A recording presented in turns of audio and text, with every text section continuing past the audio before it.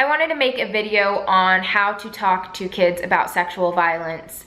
And this is from the perspective and experience of like what I know intensely studying and reporting on the sex trade recently, as well as having gone through situations of sexual assault. And I'm not really going into all of that, but just, I guess, what I wish I would have known as a kid and how we can do better now talking to our kids. So this stems from a conversation I had with my mom last night on the phone when she was just like so upset hearing about all of the news that's happening and how many people we're finding out have gone through some type of sexual violence, and how she was talking to my 12-year-old sister about how if anybody ever tries to do anything, kick, scream, push, bite, and immediately go ask for help. And that was what I was taught from my parents growing up. Like, if anybody ever does anything or touches you, that's exactly what you do. So the first time anything ever happened to me, I was 12 years old. And my incident was by a stranger in an elevator. And I immediately, like when it happened, my reaction, my body reaction was to fight and to kick, push, scream.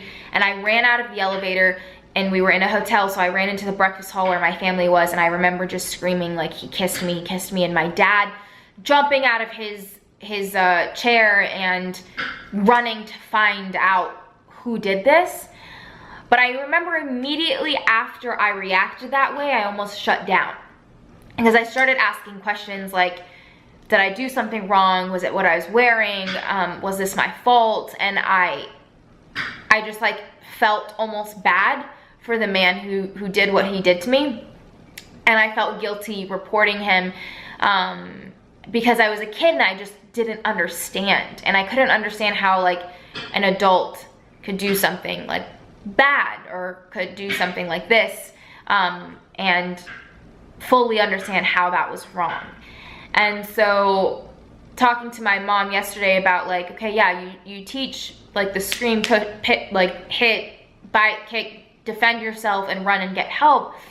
But the most important thing that people need to like know, kids need to know specifically, is that if anything ever happens to you in terms of sexual violence, whether that's harassment, assault, or abuse, it is never your fault.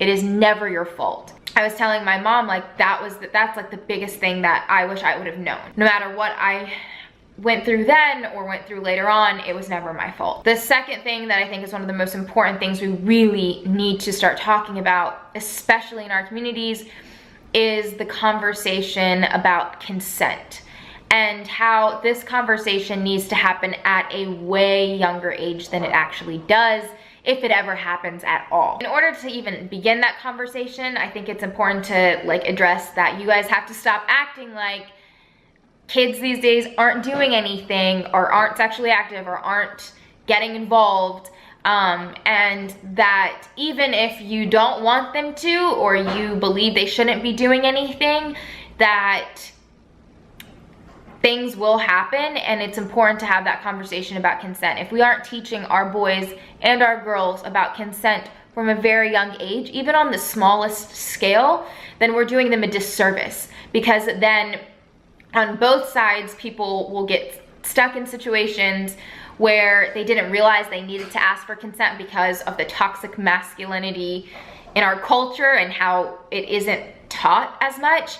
And oftentimes the victim will feel like they must have done something wrong, or question whether or not it was consensual, or be too afraid to speak up about it or tell anybody because they think they're going to get in trouble.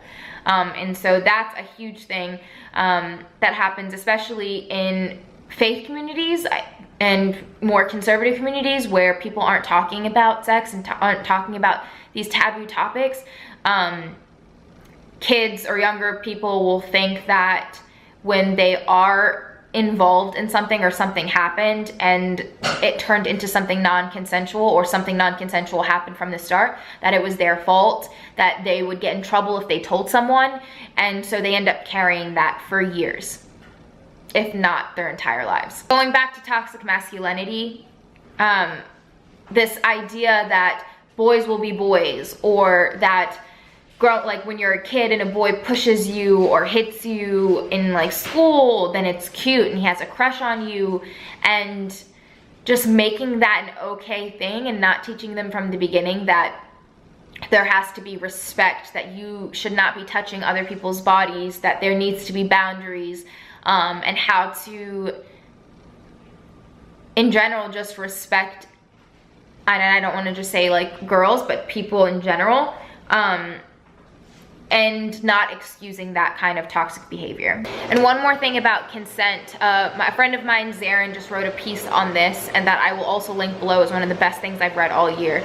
But talking to our kids about getting enthusiastic consent, not just kids, actually just people in general. Enthusiastic consent, where both parties who are planning on physically being together are 110% in. And that also means when you're married. So enthusiastic consent is something that is required in a marriage as well. Anytime two people are going to be physical, or people are going to be physical with each other. Something that's really important to note is that 90% of instances of sexual violence, the abuser is someone the person knows. That means a family member, a family friend, a neighbor, a community member, whatever. And oftentimes that is a huge reason why people won't come forward, or why it's really hard to say something, especially when you're a kid and you don't, your brain physically can't comprehend why someone you were taught and told to trust would do something like that to you. I want to touch on a few points on why victims don't always come forward. Most victims actually don't.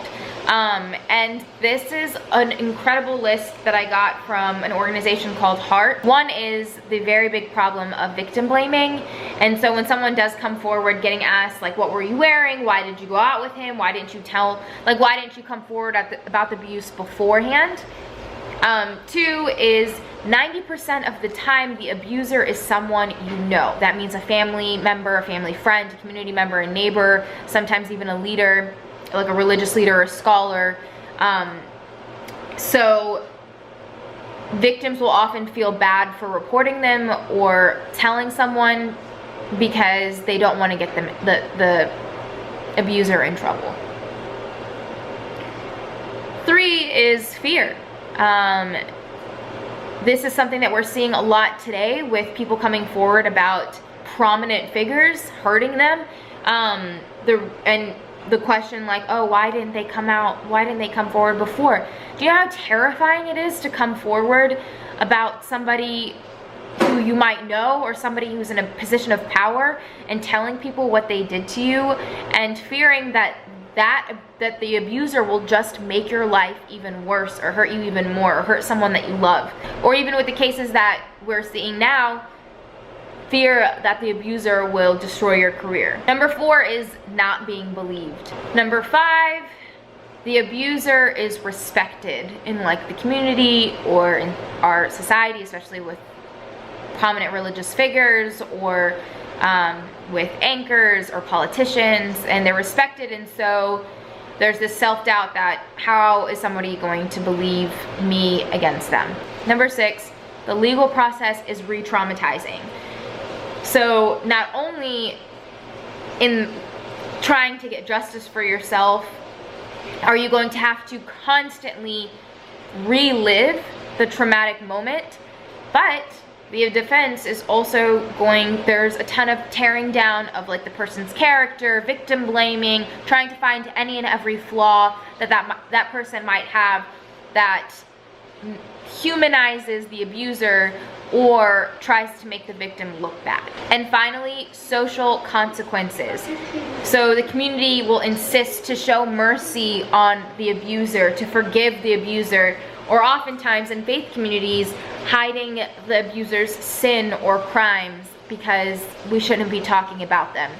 That doesn't count when someone is in danger or was in danger, or their safety is at risk, or they were actually hurt, physically hurt and abused and taken advantage of.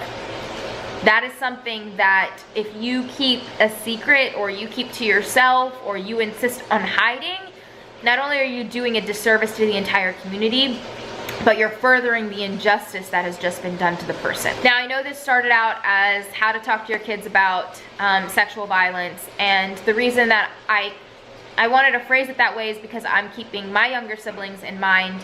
I've been working and reporting a lot on sexual violence recently, and it's tough when this is a really big topic in the news right now, and you are like driving to school and your kids are like listening to the radio or the news and hearing about it, and people are talking about it at school, and you just don't know how to address it because it makes you uncomfortable, because maybe you didn't have those conversations growing up. But it's really important to insist that there is an open line of communication with your kids, so that if they hear about somebody who's gone through something, or they themselves are going through something, that they know they can come to you and talk to you about it, whether you're their parent or their counselor or their older sibling. And that doesn't mean you have to get into like the nitty-gritty of sexual acts or things that might make you feel really uncomfortable talking to a really young person about, but they need to know that if anybody does hurt them that way, that it's never their fault. That anytime you're going to physically touch another person, you must ask for their consent. That you don't owe anyone any physical affection, ever. And that even includes family. So the holidays are coming up, and the Girl Scouts of America are actually doing this great campaign that I really love, and that's like letting parents know not to force your kids to show physical affection to family members. So when you get a present and you're like, oh, go give that uncle a kiss, or go give that aunt a hug, do not force your kids to give physical affection if they do not want to. You just don't want to teach them from a young age that people are owed physical affection, and that even if that makes you uncomfortable, you still have to give it to them. Things that we can do now, this is another list from heart because I really enjoyed it, is when somebody comes forward to you, or you hear about someone who is dealing with a situation of sexual violence. And sexual violence, again, that includes abuse, harassment, and assault. The things that you can do, number one, believe them. Period, end of story. Believe the person who's coming forward. Number two, encourage professional support and empower them to make their own decisions. And how I interpreted professional support was seek therapy, like after you go through, if you need to go through like law enforcement or a support group. But I'm a huge believer and advocate in finding help through therapy. I personally recently started going to therapy, and I'm super vocal about it because I really want everyone to get the help that they need. The technique that I use in therapy is EMDR, which helps with like traumatic memories or reprocessing of traumatic memories. And when it comes to something like this, that is extremely helpful. So I know that it's an uncomfortable conversation for a lot of people in our communities. It shouldn't be. I like typically feel like everybody needs therapy anyway, especially in the world we're living in now. But if you know somebody who's going through this, or if you yourself has gone through this and you've hesitated about going to therapy, I'm telling you, please, please, please go seek that professional help. It will change your life. Number three, understand the person's situation and do not ever victim blame.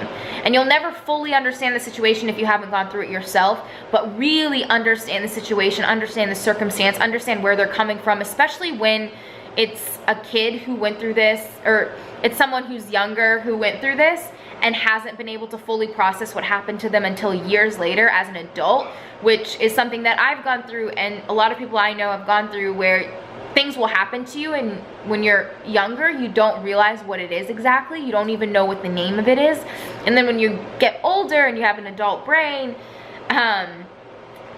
you are more in tune with understanding the trauma, or being able to process it better, and actually know that what happened was an injustice to you and was not your fault. Number four, know where to get help. That means like support groups, organizations, law enforcement. Have that on hand so that you can help another person get help too. And then finally, talk to your kids. Talk to your kids about healthy relationships, about boundaries, and finally, enthusiastic consent. If you guys have any advice on how to talk to kids or other people about sexual violence in your specific community, I would love to hear it. And finally, for every single person who has come forward with a story of sexual violence, thank you for your bravery and for your courage. It means more than you know to anyone else who's gone through this, and your voice is so important, and what you guys have to say is more important than you know.